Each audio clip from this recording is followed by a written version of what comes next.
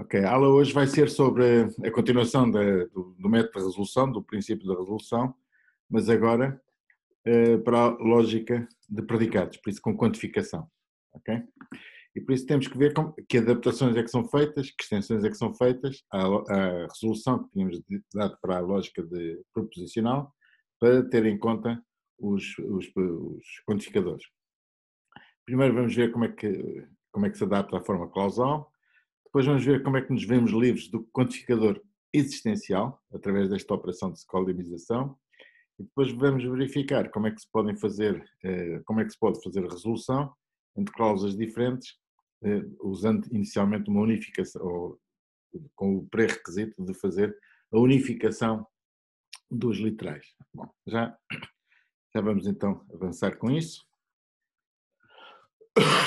E por conseguinte, como eu vos disse, o método de resolução pode ser generalizado para a lógica proposicional, mas vamos ter que ter em atenção os quantificadores. Okay?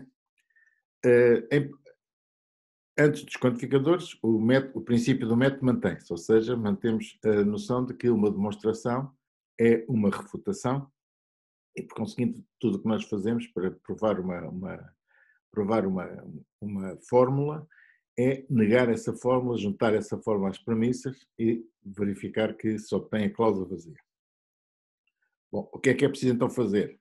Primeiro, obter as cláusulas a partir das fórmulas quantificadas, coisa que nós não vimos até agora, eliminar os quantificadores existenciais, por isso só vamos trabalhar com quantificadores universais, e generalizar a regra da resolução para lidar com átomos contendo variáveis universalmente quantificadas. Basicamente são estes três passos que temos que ver.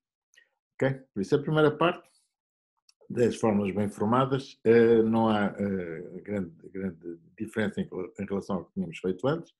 Nós temos que colocar a matriz da fórmula na forma CNF, mas, obviamente, queremos colocar os quantificadores todos à cabeça. Por isso, o que temos que fazer é primeiro, colocar a fórmula na forma pré-nex, por isso temos os quantificadores à cabeça e o resto da fórmula, que é a matriz. Essa matriz, a fórmula propriamente dita, tem que ser colocada na forma CNF, por isso uma conjunção de disjunções.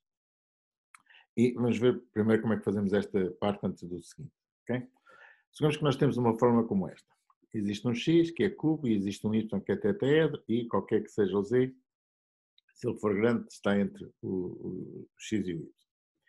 Bom, a primeira parte que temos que fazer é passá-lo para a forma CNF. Como é que se passa para a forma, para a forma Pranex? Sabemos que a quantificação vazia nos permite passar o existencial por cima deste cubo, ok?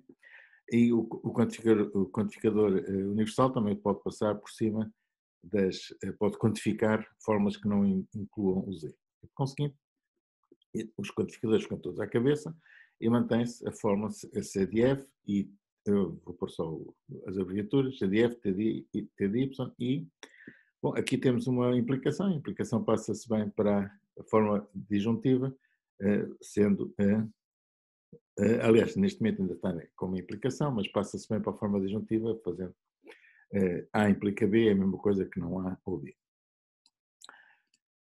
Outros exemplos com mais quantificadores, por exemplo, neste caso temos um quantificador universal, um quantificador existencial e outro quantificador existencial. Mais uma vez, primeiro temos que eliminar as implicações, ok? Bom, neste caso é direto, mas a implicação implica que aqui seja a negação ou estes existenciais. Os existenciais podem passar a quantificar o cubo porque não são negados. E finalmente passar para a forma normal conjuntiva é eliminar a quantificação, a implicação, sendo que é não ser ou estas formas. Okay? Não ser ou uma conjunção e aplicar a propriedade distributiva, por isso será não ser OT e não ser OB. Neste caso, também não temos também grandes dificuldades, por isso este quantificador universal pode englobar o cubo. O quantificador existencial, que está do lado direito, digamos, da implicação, também pode passar, e por conseguinte esta fórmula fica com C de x e esta implicação passa-se para a disjunção. Esta situação temos de ter mais algum cuidado, mas à partida ainda não levanta problemas porque os quantificadores estão do lado direito.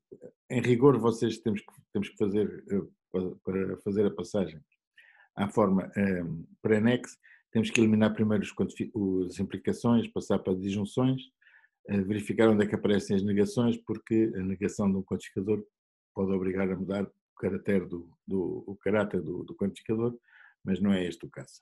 Okay? Isto tudo já fizemos aqui há uns slides atrás. Bom, agora a questão, por isso, à partida vamos ficar com fórmulas na forma clausal, ok? E com um conjunto de quantificadores antes da matriz. O que é que fazemos estes quantificadores? Bom, a colimização permite-nos ver livres, digamos, e eliminar os quantificadores existenciais. Ok? Bom, qual é a justificação para fazer isto? Um pouco intuitiva.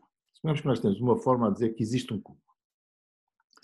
Bom, existe um cubo, quer dizer que existe um ou mais cubos. O quantificador existencial permite a existência de um ou mais cubos. E, por conseguinte, não se pode simplesmente dizer que o cubo tem um determinado nome. No entanto, para provar, por isso, esta forma não é equivalente. Okay? Estas duas formas não são equivalentes, até porque o cubo pode ter outra forma, outro nome qualquer.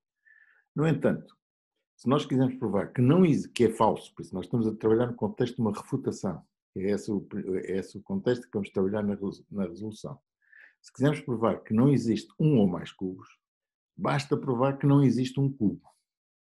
E para provar que não existe um cubo, porque se não existe um cubo também não existe um ou mais cubos, para provar que não existe um e um só cubo, podemos atribuir, tal como fazíamos no método de dedução natural, podemos atribuir um nome a esse cubo, mais uma vez um nome que não se confunda com o resto, e vamos provar que esse cubo, que nós temos este tal nome de código C, não existe. Okay? E por conseguinte que a atribuição do nome a um cubo, ao único cubo que nos interessa, vai conduzir a uma contradição. Okay? E por conseguinte isso permite, em geral, dizer que no contexto de uma forma, o quantificador existencial pode ser substituído por uma constante, okay? A variável pode ser substituída por uma constante, eliminar-se o quantificador existencial, desde que o quantificador existencial apareça, digamos, isolado. Bom, há situações em que o raciocínio tem que ser um pouco mais, tem que ser um bocadinho mais sofisticado, ok? Suponhamos esta situação. Todo o cubo tem um tetraedro ao lado dele, ok? Qualquer que seja x, existe um y, tal que se x é um cubo, então existe o tal tetraedro que está ao lado dele. Bom, nós neste caso não podemos substituir simplesmente a variável, digamos, o nome que está a ser denotado pela variável y, não podemos substituir por uma constante. Porquê? Porque para cada cubo existe um tetraedro, quer dizer que o tetraedro depende do cubo. Ou seja, se eu tiver dois cubos, o primeiro cubo tem um tetraedro, o segundo cubo terá outro tetraedro. E por isso eu não posso substituir tetraedro apenas uma constante C, porque esta fórmula fala em mais do que, ou potencialmente em mais do que um cubo. Eu tenho que anular os dois. E por isso o que eu tenho que fazer aqui é dizer assim, no fundo o raciocínio é dizer o seguinte, para cada cubo eu tenho que criar um tetraedro correspondente ao cubo. Como é que se cria um e um só tetraedro correspondente ao cubo? Através de uma função. Ou seja, eu vou considerar uma função, em vez de ter um nome simplesmente, em vez de considerar que esta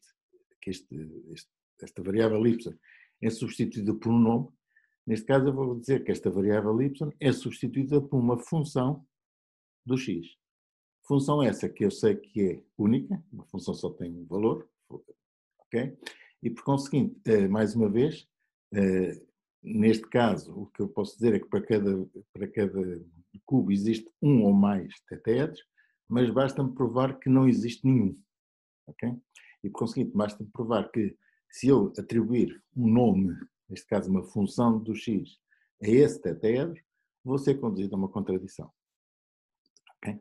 E, por conseguinte, o que se pode fazer então é dizer em geral que a substituição desta variável y é feita através de uma função da variável da qual ela depende, variável universalmente quantificada da qual ela depende. Bom, e em geral, o que vai acontecer é que a escolamização diz-se que, uma vez feita, colocada a fórmula na forma Pranex, a forma normal escolamizada obtém substituindo todas as ocorrências da matriz,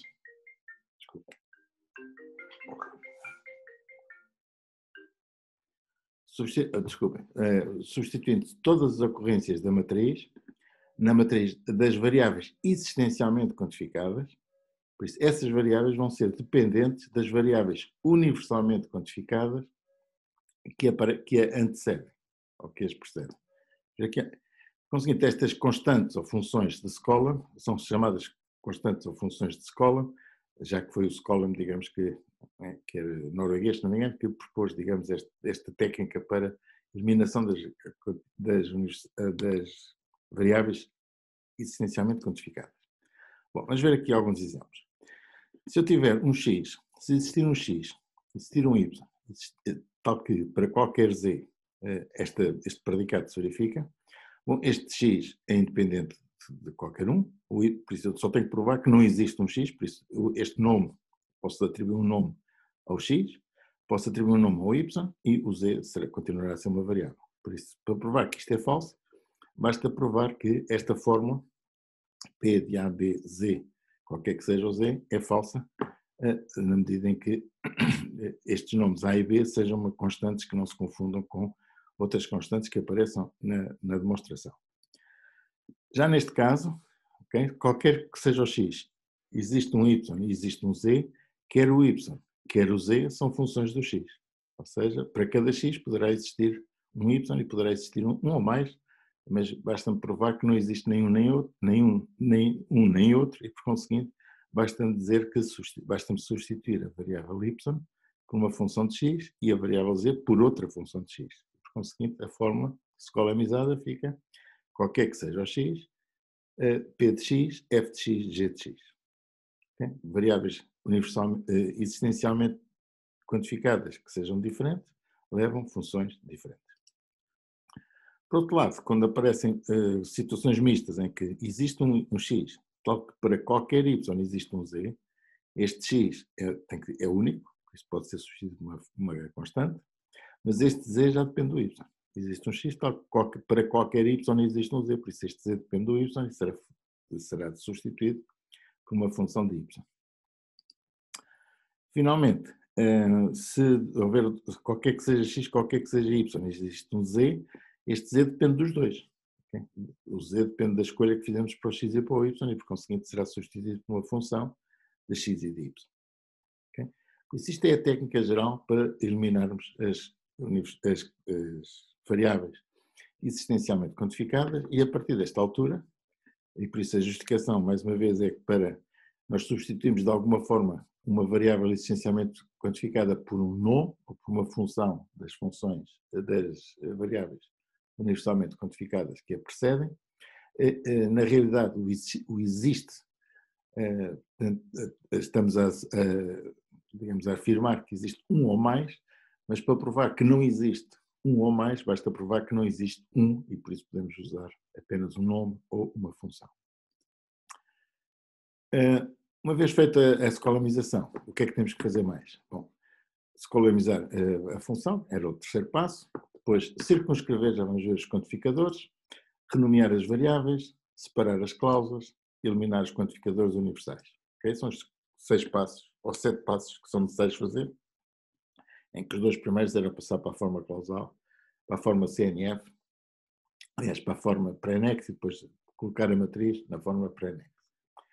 Bom, o que é esta circunscrição? O que é que isto quer dizer? Bom, na realidade, nós, se tivermos forma deste género, agora neste momento só temos variáveis universais, se todo o x for p e q, nós sabemos que isto é equivalente a dizer que todo o x é p e todo o x é q. E, por conseguinte, a circunscrição diz que vamos tentar colocar os quantificadores universais, universais, apenas para cada um dos conjuntos de uma fórmula CNF. É por isso separamos as cláusulas, o quantificador, digamos, é separado, digamos, pela cláusula, por isso é circunscrito, digamos, a cada uma das cláusulas. Renomear, bom, isto aqui é apenas uma questão de estilo, convém variáveis diferentes terem nomes diferentes, mas não quer dizer que sejam, neste caso, inclusive são universais, mas já vamos ver que é importante termos nomes diferentes. Depois, no caso de haver várias variáveis, fazemos a mesma coisa. A eliminação. Depois, aqui neste momento separamos as... Okay? A eliminação, propriamente dita, é apenas uma operação de cosmética, ou seja, se todas as variáveis que aparecem nas fórmulas são universalmente quantificadas, nós escusamos de pôr o quantificador universal, fica subentendido. Ok? Vamos ver então aqui exemplos de como é que isto pode fazer. Existe um x, mais uma vez, existe um x que é cubo e existe um tetraedro e qualquer objeto grande está entre os dois. Bom, passagem à forma plana que já tínhamos feito. Passar à forma, agora temos que eliminar neste momento não estava a forma CNF, por isso vamos passá-lo para a forma CNF. Depois fazemos a escolamização, eliminando os quantificadores existenciais. O x é substituído por A, o y é substituído por B. Fazemos a circunscrição, por isso, dos quantificadores, por isso cada um dos conjuntos vai ser quantificado separadamente. Por isso, qualquer que seja Z, C de A, qualquer que seja Z é o quantificador nulo, T de B é a mesma coisa, neste caso, qualquer que seja Z, mantém-se esta forma. Depois, renomeação das variáveis, só há uma, ok? E depois separamos as cláusulas, por isso ficamos com 3 cláusulas. Ficamos com a cláusula C de A, a cláusula T de B e a cláusula qualquer que seja X, não LX ou B de X a B, e podemos eliminar então o quantificador universal, já que ele é apenas, que fica subentendido. Ok? Ficamos com as 3 cláusulas. Okay? Outro exemplo.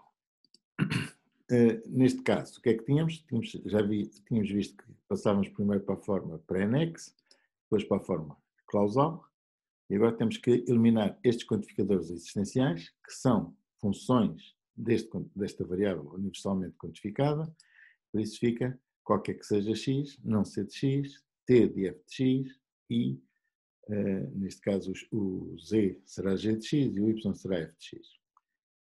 Okay.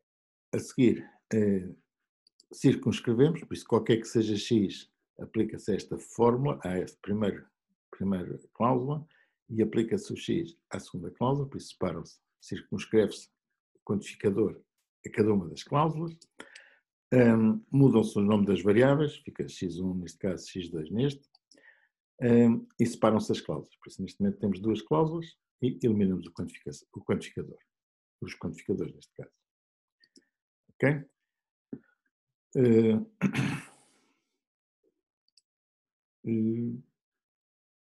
Ok, bom, isto basicamente. Ok, neste momento só consideramos que esta forma é independente daquela que vimos anteriormente e por isso continuei a dar os valores de x1 e x2, x1 já tinha usado anteriormente, e eventualmente, como disse, puder fazer confusão, convém ter nomes diferentes, não é o caso, estamos a pôr isoladamente. Esta forma, existe um x, por isso passamos para a forma, primeiro para a forma pré-annex, depois para a forma clausal, e verificamos que existe um quantificador aqui existencial, que será substituído por uma constante de escola, e este quantificador existencial será substituído por uma função desta variável y, e por isso será qualquer que seja y, c de A e não t de y, ou b de A, y, f de y, ok? Isto, não sei se aqui está, que dá-me a ideia que está engatado aqui. Aqui estes estão trocados, mas não. Depois separam-se as cláusulas, ok? Fica C de A de um lado e fica esta cláusula do outro, e por conseguinte, a partir daqui ficam separadas, renomeia-se a variável, enfim, isto não é muito importante, separam-se as cláusulas e elimina-se o quantificador universal que fica subentendido, ok? Mais uma vez, estou a usar o valor, a variável x1 que já usei anteriormente. Em princípio, em cada cláusula podemos usar sempre a mesma variável, porque as cláusulas são quantificadas independentemente, mas sempre que possível devemos usar nomes diferentes, pelo que veremos mais à frente. Ok, mais uma vez, neste caso, esta forma tínhamos passado primeiro para a forma pré-nex, depois para a forma clausal, e agora temos uma variável existencial que é substituída por uma função das duas universais. Okay? Por conseguinte, fica uma única cláusula, neste caso, em que o z é substituído por f de xy, depois só existe uma forma, por isso não é preciso separar, renomeiam-se as variáveis x1, x2, e separam-se as cláusulas, basicamente. Okay? Aliás, não há só uma cláusula, por isso não há nada para separar. Okay? E por isso, notar já agora que a função f, nós muitas vezes usamos a função f, g, etc. As funções têm um nome, funções distintas têm que ter ou nomes distintos ou aridade distinta. Por isso, aqui estou a colocar f como função f2, quer dizer que a função f tem dois argumentos e é diferente de uma função f que apenas tem um argumento, como fizemos anteriormente. Okay? Por isso, à partida podemos usar o mesmo nome, duas funções podem ter o mesmo nome, desde que tenham aridades diferentes, que correspondem a mapeamentos, digamos, diferentes. Bom, agora que temos as fórmulas todas já na forma como deve estar, por isso forma clausal, já sem variáveis existencialmente quantificadas e todas as variáveis são universalmente quantificadas, vamos ver o que é que podemos fazer do ponto de vista da resolução. Okay? Nós tínhamos visto que as resoluções, o que nós fazíamos era que na resolução o que nós podíamos fazer era cortar em duas cláusulas, dois literais que sejam complementares. Se houver um P de uma forma, numa cláusula, e um não P de outra forma, noutra cláusula, aliás, podemos cortar o P com o não P e aproveitar o resto. Bom, agora aqui a questão é um bocado complicada, é um bocado diferente porque temos variáveis, ok? E por isso, se nós temos esta fórmula, que nós traduzimos, digamos, para a forma clausal como não P de x1 e Q de x1, e a seguir temos outra, do género Q não é, por isso será da mesma forma. Se nós quisermos unificar estas duas cláusulas, okay? Se queremos resolver estas duas cláusulas em ordem aqui, porque aqui aparece o Q positivo e aqui aparece o Q negativo, o que dava jeito era cortar o Q com o Q e aproveitar o P e o R.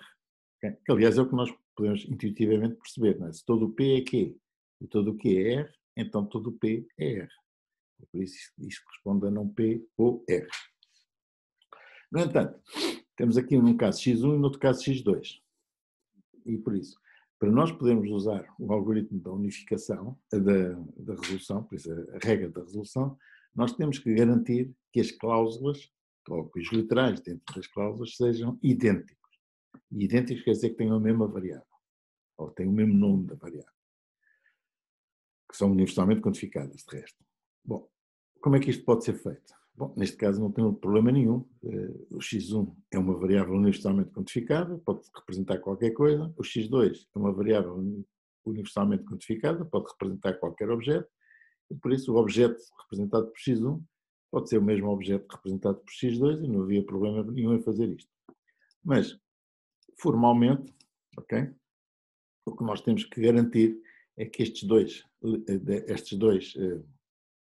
literais, ou estes duas literais sejam complementares e por isso temos que arranjar uma forma de substituir um deles, substituir as variáveis de forma que sejam idênticas. Okay? E por isso essa operação é a chamada operação de unificação. Será que nós conseguimos unificar Q de x1 com Q de x2? Okay? Bom, neste caso é simples, ok? Por isso, vamos ver aqui este caso geral. Ok? Mas isto pode ser mais complicado. Mas vamos ver aqui alguns exemplos para ver como é que isto é feito.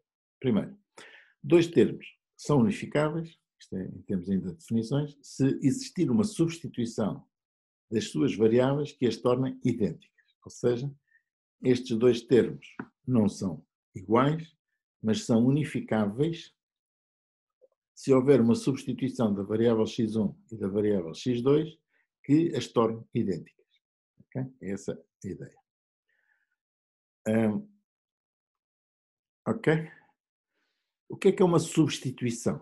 Uma substituição é um conjunto de pares variável-termo, em que as variáveis VI são todas diferentes. Se uma variável só pode ser substituída por um termo, e os termos WI não podem conter a variável VI. Okay? Vamos ver aqui alguns exemplos. Okay?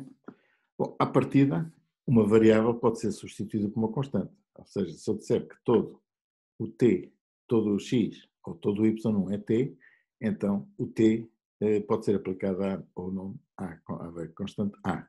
E por conseguinte, a maneira de passar de t de y1 para t de a é dizer que o y1 é substituído por a. Se o y1 pode ser qualquer, porque é uma variável universalmente quantificada, então esse y1 pode ser substituído por qualquer nome. Nesta situação, é um pouco mais complicada, porque y1 é uma variável que pode ser qualquer, o f de y2 pode ser também. O y2 pode ser qualquer, mas isto não é y2, eu não vou substituir o y1 por y2, vou substituir o y1 por f de y2. Okay? E posso garantir, ou posso ter cuidado, devo ter cuidado de garantir que no termo com o qual esta variável é substituída, este termo não contém a variável. Y1 não está contida em Y, não aparece aqui em f de Y2. Okay? Situação inicial, se o t de y1 for, se eu quiser unificar o t de y1 com o t de y2, bom, y1 é uma variável qualquer, y2 é uma variável qualquer, eu posso fazer várias operações, posso substituir y1 por y2, ficam iguais, ou, isto é indiferente, y2 por y1 também ficam iguais. Okay? Esta substituição, e por conseguinte, quando eu quero unificar termos com variáveis, digamos que aparecem nas mesmas posições, a única coisa que eu tenho que fazer é renomear uma delas. Okay? Tanto faz uma como a outra, qualquer uma delas funciona. Okay? Mas atenção que o occurs check, por isso eu tenho que garantir que os termos com os quais as variáveis são unificadas, são substituídas, que esses termos não contêm essas variáveis. Por outro lado, ok, por outro lado, quando os termos têm mais do que um argumento, okay, para unificar os dois termos tenho que unificar todos os argumentos. Isso, eventualmente, tem que fazer uma operação, um conjunto de operações de unificação que garanta que os termos depois ficam iguais. Neste caso, é simples, ok? O x1 é uma variável, é um nome qualquer. Se eu quiser unificar com um termo que tem o nome b, basta substituir o x1 por b. Por outro lado, basta substituir o y2 por a e fico com o termo unificado t de ab, t de b, aliás. Mas isso pode ser mais complicado, ok? Está tudo mesmo. Se eu quiser unificar este termo com este, eu primeiro tenho que substituir o x1 por x2, ou x2 por x1, tanto faz. Mas agora, quando eu substituir o y1, o g de x2, tudo bem, continua a ser y1 com g de x2, mas agora este f de x1 e y1 tem que ver o que é que fiz, entretanto, ao x1 e ao x2. O x1 foi substituído por x2, o y1 foi substituído por g de x2, e por conseguinte, este z2 tem que ser substituído pelo f de x2 e o y1 de g de x2. Okay? Ou seja, por conseguinte, é preciso ter atenção, normalmente isto faz-se em sequência, já vamos ver um algoritmo que faz isto de uma forma sistemática, mas se o termo tiver vários argumentos, eu tenho que garantir que a minha unificação funciona para todos os argumentos. Ok, acho que deu para ver como é que fazíamos. Há situações complicadas, ok, que nós temos que... Porque é que nós insistimos que uma variável não pode ser substituída por um termo que tem essa variável? Bom, se nós permitíssemos isso, independentemente depois de uma demonstração, de uma demonstração mais formal, intuitivamente o que é que estaríamos a dizer? Bom, estaríamos a dizer que um termo t de x1, x1 era unificável com o termo de x2, f de x2, em que f é uma função de x2, pela substituição x1 é substituído por x2, mas e depois o x2 que aparece aqui teria que ser substituído por f de x2. Okay? Por isso, ou se quisermos ao contrário, neste caso é o x1 que é substituído por x2, e depois este x2 que apareceria aqui teria que ser substituído por f de x2. Bom, neste caso aparece o tal par x2, f de x2, em que uma variável será substituída por um termo que contém essa variável. Bom, isto não deve ser permitido, ou seja, estes dois termos não são unificáveis, porque semanticamente havia duas questões. Okay? Primeiro, se o x1 é substituído por x2 e se o x2 é substituído por f de x2, então nada impede que este x2 também seja substituído por f de x2, aliás, deveria continuar a ser, e por conseguinte, o que aconteceria é que o x2 acabava por ser substituído pelo f do f do f do f do f de x2, isto seria, haveria uma recursão infinita. Okay? Há linguagens, que iremos ver o Prolog, que se vocês estiverem a fazer isto, ela detecta que há uma asneira aqui e, por conseguinte, aparece inclusive com mensagens de erro deste género. x2 igual a f de f de f de f de f de x2, o que quer dizer que não deve ser unificado. Okay? Do ponto de vista semântico, imaginem que este t de x, x1, quer dizer que, vamos aplicar, em vez do t, aplicar g, e g quer dizer que gosta. Okay? X gosta de x. Será que x gosta de x é a mesma coisa que o x gosta de main de x, em que o f neste caso será o m de x? Ok? E por conseguinte, será que nós podíamos dizer que o g de x, uma pessoa gosta de si própria, é unificável como uma pessoa gosta da sua mãe? Okay? Bom, se nós tivéssemos a unificar estes dois termos, no fundo o que estávamos a dizer é que a pessoa era mãe de si própria. Okay? Porque se nós conseguíssemos unificar este, x2 seria o x1 e por conseguinte o x1 seria x2, o x2 seria igual ao m de x2. Ou seja, estávamos a dizer que uma pessoa seria substituída, se quiserem, pela sua própria mãe. Bom, isso não pode ser. Okay? E por conseguinte, digamos, intuitivamente, penso que se justifica, ou dá para entender, que um termo não pode ser substituído por uma função que contém o próprio termo. Do ponto de vista formal, o que aconteceria é que os algoritmos que são explorados para fazer isto, se nós não tivéssemos cuidado, obtínhamos algoritmos que davam termos infinitos. Bom, então verificamos como é que se podem fazer substituições. Cuidado que temos que ter para garantir que os termos que substituem as variáveis não contêm essas variáveis. E, a partir de agora, podemos formalizar um pouco melhor estas ideias da seguinte forma. Se eu tiver dois termos, okay, e se eu os quiser unificar, um unificador desses dois termos é uma substituição que os permite unificar. Okay? O que é uma substituição? O que é a aplicação de uma substituição? Bom, a aplicação de uma substituição a uma fórmula denotada por t seguido do sigma da substituição, obtém-se substituindo toda a variável v que aparece na fórmula pelo termo w, desde que v e w estejam na substituição. Okay? Bom, por conseguinte, o que é uma unificação? Okay? Dois termos são unificáveis se existir um unificador, se tiverem um unificador. Ou seja, se tiverem uma substituição que os permita unificar. Bom, esta definição é muito genérica porque pode haver mais do que um unificador. Okay? Vamos ver aqui alguns exemplos.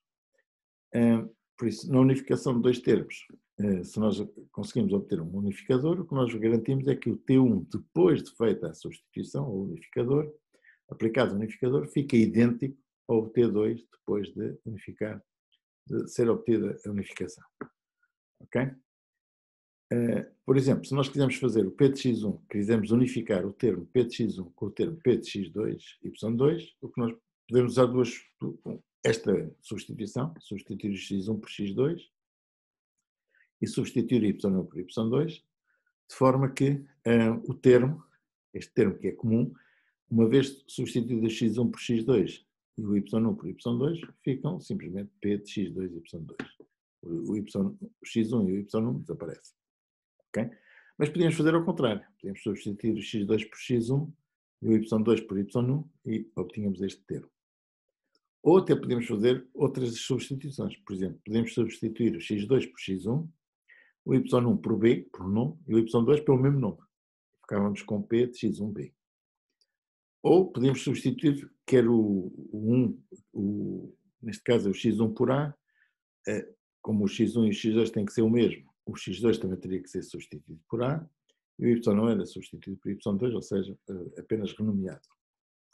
Ou podíamos fazer ainda, substituir este por a e este por b, e ficávamos com o termo p de ab.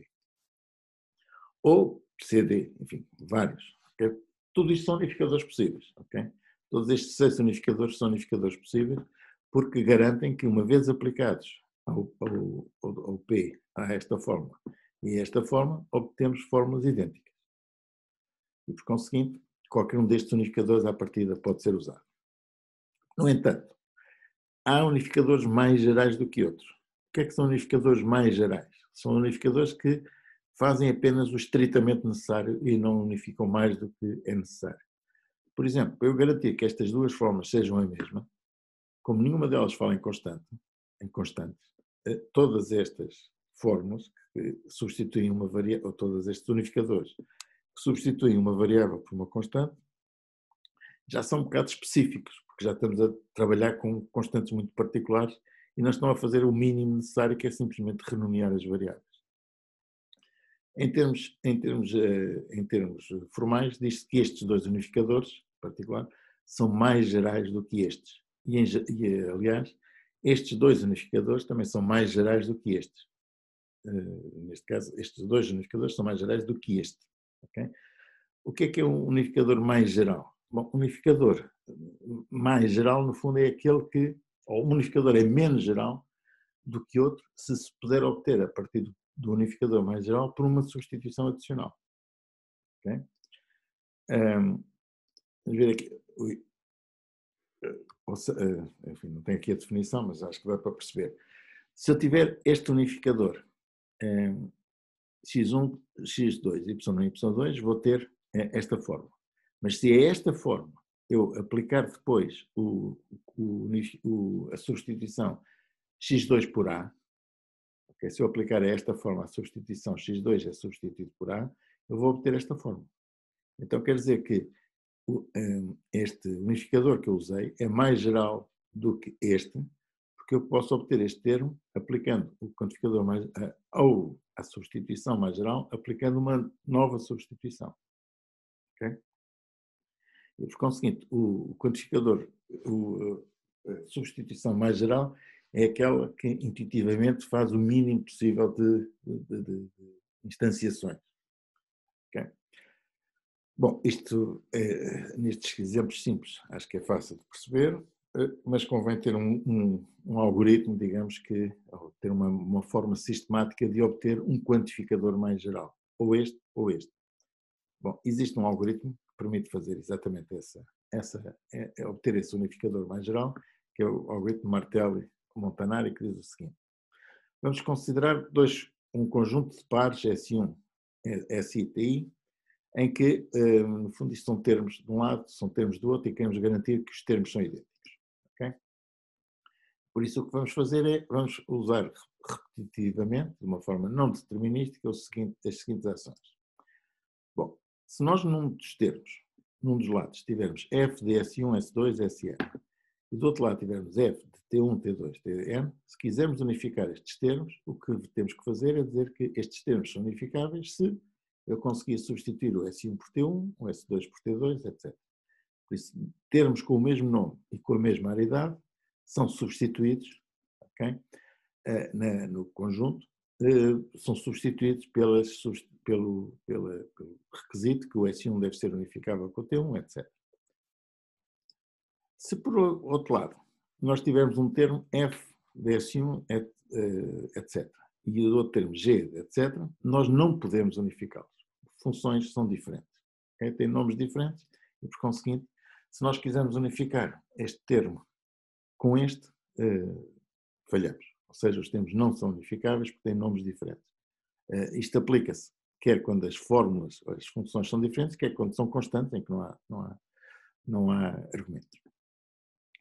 Bom, se eu tiver dois termos que tenham a mesma variável, obviamente não tenho que fazer nada, por isso simplesmente posso eliminar isto, apagar, porque isto é a substituição vazia. Basicamente é dizer que um termo é igual a si próprio.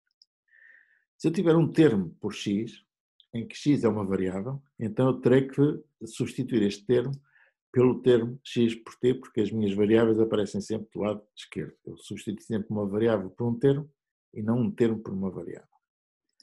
Por outro lado, uma vez aplicado um termo x igual a x, se eu quiser unificar x com t, basta garantir, e se o x não ocorrer em t, então eu vou dizer que esta unificação é feita se eu fizer a substituição x por t.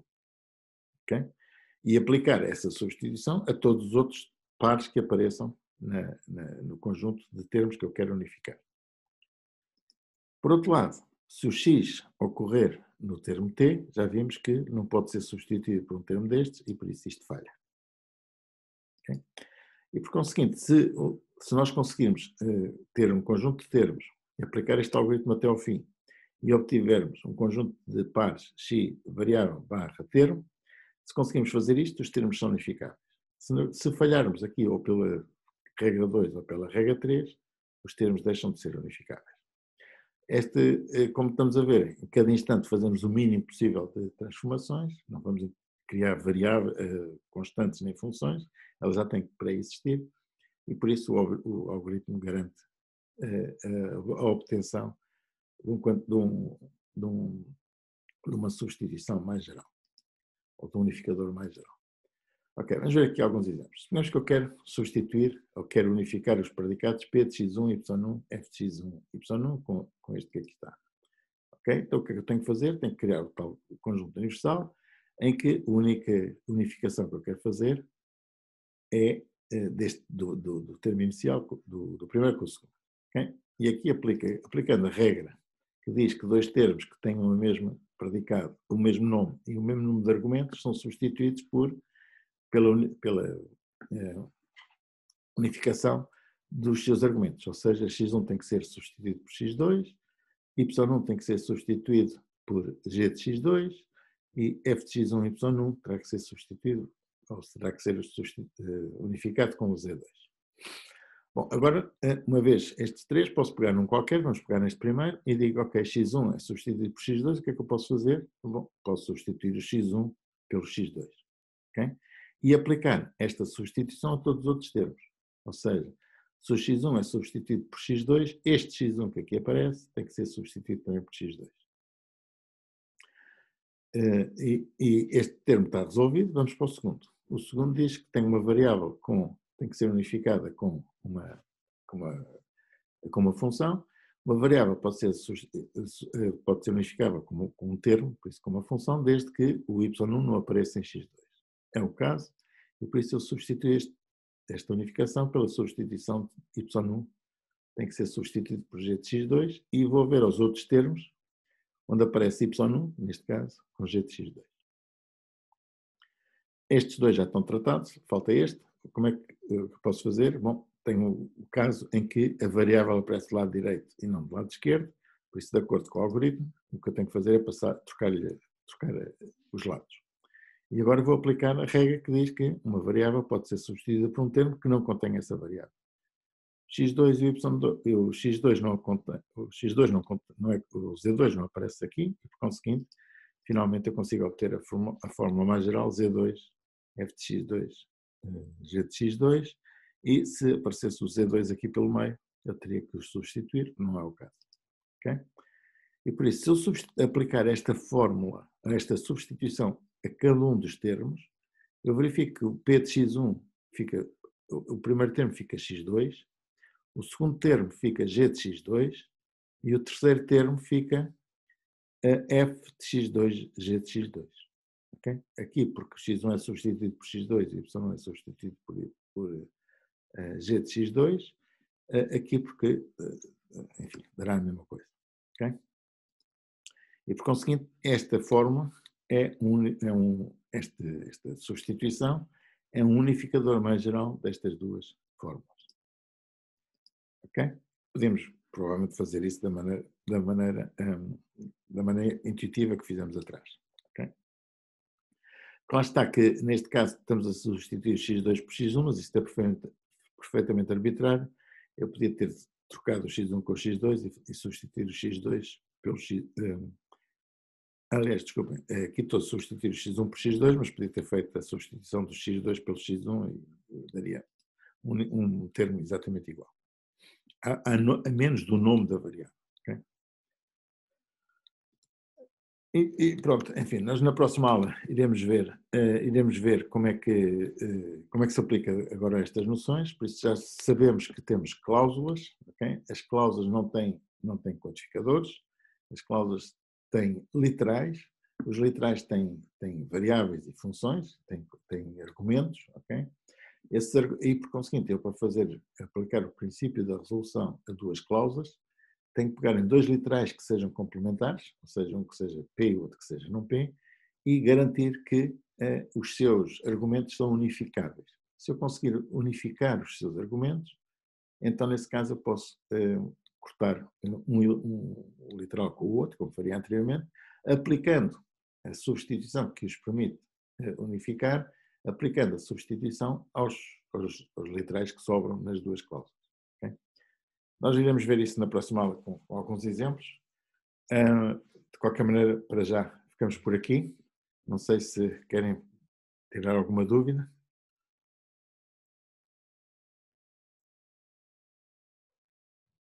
Bom, não tendo dúvida sobre a matéria propriamente dita, já vos falei que já vos mandei a informação que o teste, que era para ser no dia 30, passou para dia 2, às 9h30, às 7h30, às 19h30. Okay?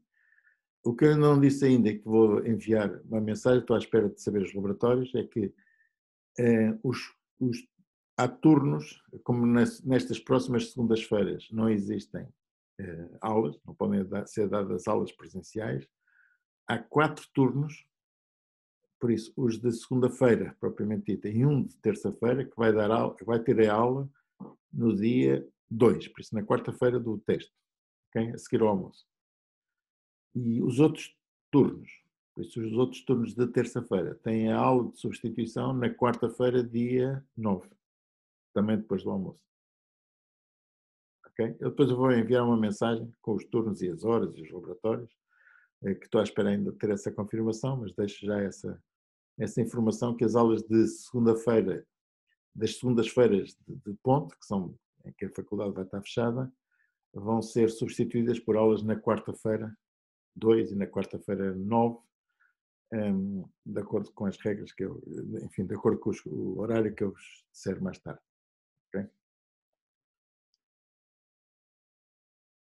Tem dúvidas?